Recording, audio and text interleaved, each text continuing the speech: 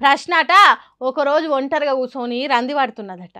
ఏంది నా పరిస్థితి గిట్ల అయిపాయే, చాలా మంది నన్ను మర్చిపోయినరు, ప్రశ్న అనేది ఒకటి ఉన్నదని కూడా గుర్తిస్తలేరు, అక్కడక్కడ ఎవరో ఒకరు గుర్తిస్తే నేనంటే వడనోళ్ళు ప్రశ్నించనోళ్ళు అనగదొక్కుతున్నారు.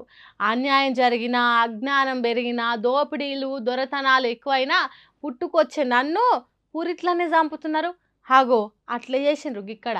రావడానికి పూర్వం 2014లో మైనారిటీ స్కూల్స్ దానికి సంబంధించి బడ్జెట్ 200 కోట్ల రూపాయలు ఉండే, అది ఈ రోజు 2000 కోట్ల రూపాయలు కేసీఆర్ గారు దిగిపోయేసరికి that is one thing what he did. ఎన్ని రివ్యూ, ఒక 1000 గురుకులాలు కట్టించిండు వితౌట్ ఎనీ రివ్యూ. 1000 గురుకులాలు కట్టించిండా? ఎడ్యుకేషన్ ఎంత చేసిండు అంటే మీకు వ్యక్తిగతంగా కేసీఆర్ గారు నచ్చకపోవచ్చు, అయితే ఈ రోజు ఈ ఎడ్యుకేషన్ మినిస్టర్ కవిత గారు కానీ ప్యానల్ కూడా ఇంతమంది మాట్లాడారు. ఈ విద్యా వ్యవస్థ నాశనం కావడానికి దేశాన్ని పరిపాలించిన 60 ఏళ్ళు పరిపాలించిన మీ పార్టీలే కదా, మీ కాంగ్రెస్ పార్టీనే కదా 60 ఏళ్ళు పరిపాలించింది కదా. 60 ఏళ్ళు మీరు చేసి ఉంటే 5 సంవత్సరాలు 10 సంవత్సరాలను ఎందుకు క్వశ్చన్ చేస్తున్నారు మీరు? అమెరికా దేశంలో తెలంగాణ డెవలప్మెంట్ ఫోరం అనే పేరుతోని మాజీ ఐఏఎస్ ఆకునూరి మురళి మీటింగ్ పెట్టిండ్రు. తెలంగాణలో ఎట్లా చదువులు నాశనమైనాయి అనేది మాట్లాడిండ్రట. నాన్ పొలిటికల్ ఈవెంట్ అని అందరిని పిలిస్తే నవీన్ జలగం అనే ఓ అన్న గిట్ల ప్రశ్నించిండ్రు. కేసీఆర్ పాలనలోనే విద్యా వ్యవస్థ మొత్తం ఆగమైంది అన్నట్టు చెప్తున్నారు. దేశాన్ని రాష్ట్రాన్ని 60 ఏళ్ళు లేలింది మీ కాంగ్రెస్ సర్కారే కదా అని ప్రశ్నించిండ్రు. అట్లా ప్రశ్న పురుడు పోసుకుంటున్నదో లేదో ఆ ప్రశ్నను చంపేతానికి చుట్టుమంది చేరిండ్రు.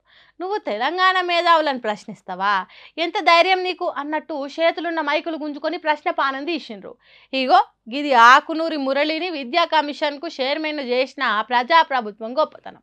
ఇగో గిది ఆకునూరి మురళి అమెరికా దేశంలో పెట్టిన తెలంగాణ డెవలప్మెంట్ ఫోరం చర్చల ఫలితం.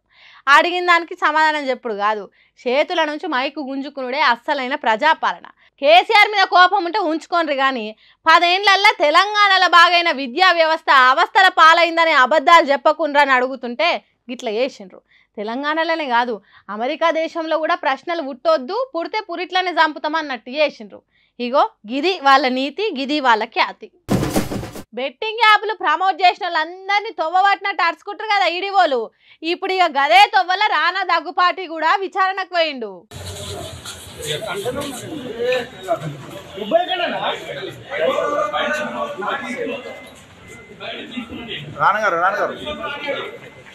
ఇట్లా విచారణకు పోయిన రానాను 3 గంటలు విచారించి స్టేట్మెంట్ మొత్తం రికార్డ్ చేసుకురట ఆఫీసర్లు.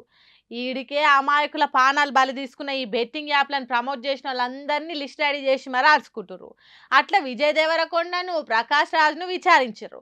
మరి వాళ్ళు ఏం అడిగిరో వీళ్ళు ఏం చెప్పిరో తెలియదు, కానీ నెటిజనాలు మాత్రం ఏ విచారణలో ఏం తెలుస్తుంది అని ఎదురు చూస్తారు.